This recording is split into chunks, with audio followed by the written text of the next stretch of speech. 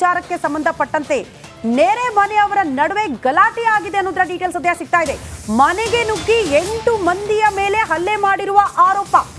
Auto parking ವಿಚಾರಕ್ಕೆ ನೇರೆ ಮನೆಯವರ ನಡುವೆ ಗಲಾಟೆ ಆಗ್ಬಿಟ್ಟಿದೆ. ಎಷ್ಟರ ಮಟ್ಟಿಗೆ ಅಂದ್ರೆ ಮನೆಗೆ ನುಗ್ಗಿ ಹಲ್ಲೆ ಮಾಡೋ ಮಟ್ಟಿಗೆ ಮಹಿಳೆಯರು ಪುರುಷರು ಎಲ್ಲರೂ ಕೂಡ ಮನೆಗೆ ನುಗ್ಗಿ ಹಲ್ಲೆ ಮಾಡಿದ್ದಾರಂತೆ.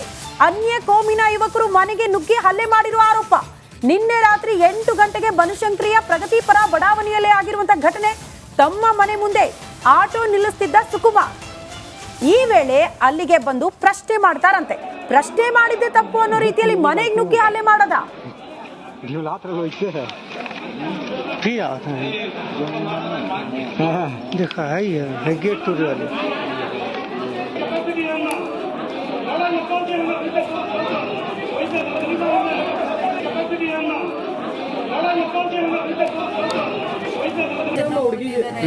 ಮಗು ಚಿಕ್ಕ ನೋಡಿಲ್ಲ. ಮಗು ಮನೇಲಿ ಇದೆ. ಬರೀ 5 ವರ್ಷದ ಮಗು. ಅದಕ್ಕೂ ಹೊಡೆದಿದ್ದಾರೆ. ಎಲ್ಲ ಹೊಡೆದಿದ್ದಾರೆ. ಒಳಗಡೆ ನುಗ್ಗಿ ಹೊಡೆದಿದ್ದಾರೆ. ಮನೆಗೆ ನುಗ್ಗಿ ಸರ್. ಯಾರು ಅಕ್ಕಪಕ್ಕದವ್ರು ಯಾರು ಸಹಾಯಕ್ಕೆ ಬರ್ಲಿಲ್ಲ? ಯಾರು ಬರ್ಲಿಲ್ಲ ಸರ್. ಆಮೇಲೆ ಎಲ್ಲ ಒಳಗಡೆ ಹೋಗಿ ಎಷ್ಟು ಜನ ಇದ್ರಮ್ಮ? ಒಂದು 100 ಜನ. ನೋಡಿ, ಹಲ್ಲೆ ವಿಚಾರಕ್ಕೆ ಸಂಬಂಧಪಟ್ಟಂತೆ ಮತ್ತೊಂದು ಅಷ್ಟು ಅಪ್ಡೇಟ್ಸ್ ಲಭ್ಯವಾಗ್ತಾ ಇದೆ. ಮನೆ ಮುಂದೆ ಆಟೋ ನಿಲ್ಲಿಸಿದ್ದಕ್ಕೆ ಹಲ್ಲೆ ಮಾಡಿದ್ದಾರೆ. ಹಲ್ಲೆ ಮಾಡಿದವರು ಯಾರು ಅನ್ನೋದು ನನಗೆ ಗೊತ್ತೇ ಇಲ್ಲ. 40 ರಿಂದ 50 ಜನ ಬಂದು ಹಲ್ಲೆ ಮಾಡಿದ್ದಾರೆ. ರಿಪಬ್ಲಿಕ್ ಕನ್ನಡಗೆ ಗಾಯಾಳು ಸುಕುಮಾರ್ ಹೇಳಿಕೆ ಕೊಟ್ಟಿದ್ದಾರೆ. ಮನೆ ಮೇಲೆ ರಾಮನ ಬಾವುಟ ಹಾರಿಸಿದ್ದಕ್ಕೆ ಹಲ್ಲೆ ಮಾಡಿರುವ ಶಂಕೆ ಈಗ ವ್ಯಕ್ತವಾಗ್ತಾ ಇದೆಯಂತೆ. ಈ ಪ್ರಕರಣದಲ್ಲಿ ಹೀಗೆ ಮಾಡಿರಬಹುದು ಅನ್ನೋ ಅನುಮಾನವನ್ನ ಸ್ವತಃ ಹಲ್ಲೆಗೊಳಗಾಗಿರುವ ಸುಕುಮಾರ್ ಇಂಥದ್ದೊಂದು ವಿಚಾರವನ್ನ ಪ್ರಸ್ತಾಪ ಮಾಡ್ತಿದ್ದಾರೆ. ರಿಪಬ್ಲಿಕ್ ಕನ್ನಡ ಜೊತೆ ಗಾಯಾಳು ಸುಕುಮಾರ್ ಮಾತನಾಡಿದ್ದಾರೆ.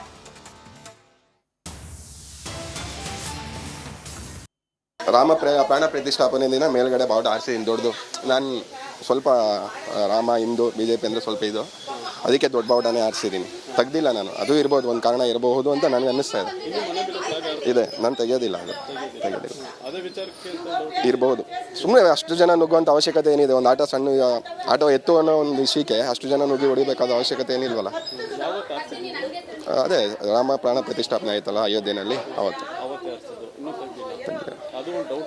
ಇರಬಹುದು. ನಾನು ಹೇಳ್ತಾ ಇರೋದು ಒಂದು ಆಟೋ ವಿಷಯಕ್ಕೆ. ಈಗ ನನಗೂ ಅವನಿಗೂ ಜಗಳ ಆಯಿತು, ನಂದು ಆಗಬೇಕು. ಒಂದು 40 ಜನ 50 ಜನ ಬಂದು ಅದೇ ಕೋಮ್ನವ್ರು ಬಂದು ಹೊಡಿಬೇಕು ಅಂದರೆ, ಅದಲ್ಲದೆ ಹೆಣ್ಮಕ್ಳು ಹೆಣ್ಮಕ್ಳು ಏನು ಬಿಟ್ಟಿದ್ದಾರೆ ಅವ್ರಿಗೆ, ನಾವೇನು ಅಂತ ತೋರಿಸ್ಬೇಕಲ್ಲ. ಏನು ಕಳೆದ ರಾತ್ರಿ ಸಂಸದ ಪ್ರತಾಪ್ ಸಿಂಹ ಅವರು ಒಂದು ಟ್ವೀಟನ್ನು ಮಾಡ್ತಾರೆ, ಒಂದು ಎಕ್ಸ್ನಲ್ಲಿ ಒಂದು ಮಾಹಿತಿಯನ್ನು ಹಂಚ್ಕೊಳ್ತಾರೆ. ಈ ರೀತಿಯಾಗಿ ಒಬ್ಬ ಹಿಂದೂಗಳ ಮೇಲೆ ಹಲ್ಲೆ ಆಗ್ತಾ ಇದೆ, ಕೆಲವರು ಅನ್ಯ ಕೋಮಿನ ಹುಡುಗರು ಬಂದು ಹಲ್ಲೆಯನ್ನು ಮಾಡ್ತಾ ಇದ್ದಾರೆ ಅಂತೇಳಿ ಹಂಚ್ಕೊಳ್ಳುವಂಥದ್ದು. ಆ ಒಂದು ಪೋಸ್ಟನ್ನು ನಂತರದ ಗಂಟೆಗಳಲ್ಲಿ ಅವರು ಡಿಲೀಟನ್ನು ಮಾಡ್ತಾರೆ. ಹಾಗಾದರೆ ಏನು ಈ ಪ್ರಗತಿಪುರದಲ್ಲಿ ನಿಜಕ್ಕೂ ಆಗಿದ್ದೇನೋ? ಹಲ್ಲೆಗೊಳಗಾದಂಥ ಕುಮಾರಸ್ವಾಮಿ ಅವರು ನಮ್ಮ ಜೊತೆ ಇದ್ದಾರೆ. ಅವರು ಏನು ಹೇಳ್ತಾರೆ, ಯಾಕೆ ಈ ಒಂದು ಘಟನೆ ಆಯಿತು, ಅವರನ್ನು ಮಾತಾಡಿಸುವ ಒಂದು ಪ್ರಯತ್ನವನ್ನು ಮಾಡ್ತೀನಿ. ಸರ್, ಆ್ಯಕ್ಚುಲಿ ಏನಾಗಿದ್ದು ರಾತ್ರಿ? ಸರ್, ಆ್ಯಕ್ಚುಲಿ ರಾತ್ರಿ ಒಂದು 7-7:30 ಸುಮಾರಿಗೆ ಒಬ್ಬ ಬಂದು ನನ್ನ ಮನೆ ಮುಂದೆ ಆಟೋ ನಿಲ್ಲಿಸ್ತಾನೆ. ಇಲ್ಲಿ ಓಡಾಡೋಕ್ಕೆ ತೊಂದರೆ ಆಗುತ್ತಲ್ಲ ಅಂದ್ಬಿಟ್ಟು ನಾನು ಬೈದೆ ಅವನಿಗೆ. ಆಟೋ ಏನಕ್ಕೆ ಇಲ್ಲಿ ನಿಲ್ಲಿಸಿದೆ ಮನೆ ಮುಂದೆ ಅಂತ. ಅವ್ನು ಹಂಗೆ ಬೈಕೊಂಡು ಹಿಂಗೆ ಓಡೋದ. ನಾನು ಏನಕ್ಕೆ ಹಿಂಗೆ ಓಡೋಯ್ತು, ಅವನಿಗೆ ಗಾಡಿ ಬಿಟ್ಬಿಟ್ಟು ಅಂದ್ಬಿಟ್ಟು ನಾನು ನನ್ನ ತಂಗಿ ಮಗ ಹಿಂಗೆ ಓಡೋಗೋಷ್ಟರಲ್ಲಿ ಆಗ್ತಾನೆ ನಮಾಜ್ ಮುಗ್ದಿದ್ದೆಲ್ಲ ಹೋಗಿ ಅಲ್ಲಿಂದ ಒಂದು 23 ಜನ 4 ಜನನೇ ಇದ್ರು ಅಂತ ಇಟ್ಕೊಳ್ಳಿ. ಅವ್ರನ್ನೆಲ್ಲ ಕರ್ಕೊಂಬಂದ್ಬಿಟ್ಟು ಏಕಾಏಕಿ ಹೊಡಿಯೋಕ್ಕೆ ಸ್ಟಾರ್ಟ್ ಮಾಡಿಬಿಟ್ರು. ನಮಗೆ ಇದ್ದಿದ್ದು ನೋಡಿ, ನಮ್ಮ ಮನೆ ಹೆಣ್ಮಕ್ಳು ಇವ್ರ ಮನೆಲ್ಲ ಅಲ್ಲೇ ಮಾಡಿದ್ದಾರೆ.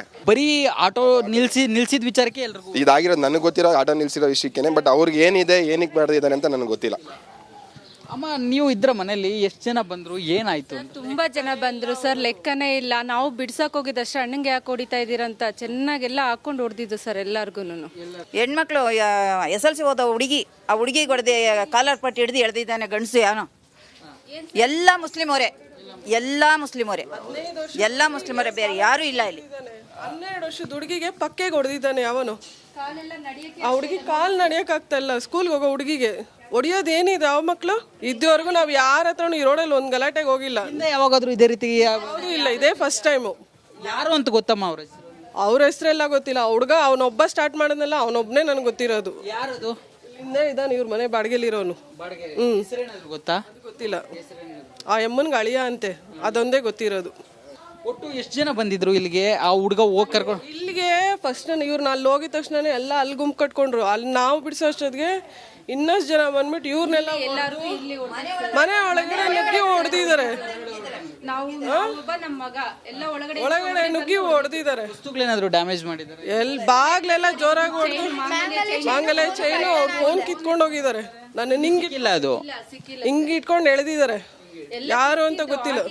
ಸದ್ಯ ಪೊಲೀಸರು ಆರೋಪಿಗಳನ್ನ ಬಂಧಿಸುವ ಕೆಲಸದಲ್ಲಿದ್ದು ಮುಂದೆ ಯಾವ ವಿಚಾರಕ್ಕೆ ಈ ಗಲಾಟೆ ಆಗಿದೆ ಅನ್ನೋದು ಗೊತ್ತಾಗಬೇಕಾಗಿರ್ತಕ್ಕಂಥದ್ದು. ವಿಡಿಯೋ ಜರ್ನಲಿಸ್ಟ್ ರಾಘವೇಂದ್ರ ಜೊತೆ ನಾಗರಾಜ್ BF ಚಂದ್ರ, ರಿಪಬ್ಲಿಕ್ ಟಿವಿ ಕನ್ನಡ, ಬೆಂಗಳೂರು.